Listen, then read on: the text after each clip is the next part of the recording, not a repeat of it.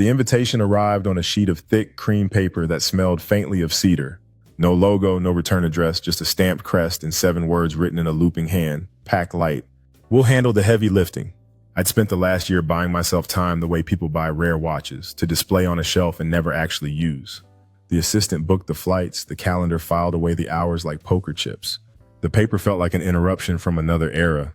I said yes because the last thing I wanted to do was plan another thing. The car that collected me from the airport didn't have a badge and didn't need one. The driver asked my name only once, then offered a bottle of cold bergamot water in silence, the most expensive amenity of all.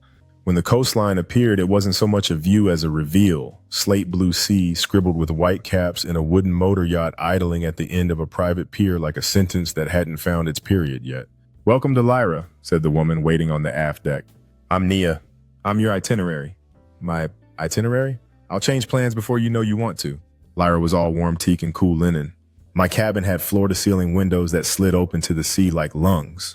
There was a decanter of something amber on the dresser and a small stack of books I'd mentioned once in a questionnaire I don't remember filling out.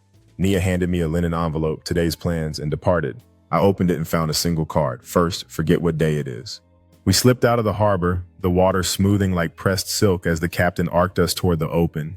Lunch was a salad of fennel and oranges, scallops kissed with fire, and bread that tore apart with a sigh.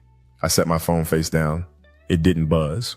I had the distinct sensation of someone else lifting a bag I'd carried too long. Our first anchorage was a crescent moon of limestone where the sea changed moods every meter, from gin clear to topaz to the kind of blue that makes cartographers give up and write deep. Nia passed me a mask and fins and suggested the western edge where a sunken Roman pier attracted pinwheels of damselfish. A few strokes out, the world went quiet except for the clink of my breath. A sea turtle floated beside me as if on a parallel mission, go nowhere and arrive everywhere. When I surfaced, Lyra was a line drawing against the cliff and Naya had set out a gramophone on the deck. Yes, a gramophone, because she thought brass belonged with marble. A Billie Holiday record spun, crackling at the edges, and the afternoon came loose at the seams. Later, we followed a thin road up the cliff in an old Land Rover the color of pine needles. The air smelled of rosemary and hot stone. We pulled into a hillside grove where long wooden tables waited under a lattice of vines. The family who lived there pressed olives like a slow religion. The grandmother showed me how to pick the ones that were ready. "They'll tell you," she said, and somehow they did. We ate bread she'd baked an hour ago, drizzled oil that tasted green and new, and passed around a bowl of figs warmed in the sun. The youngest granddaughter styled herself as translator and MC. She poured me a local wine and asked if I liked stories. Very much. "Then you must hear the one about the king who tried to buy the wind."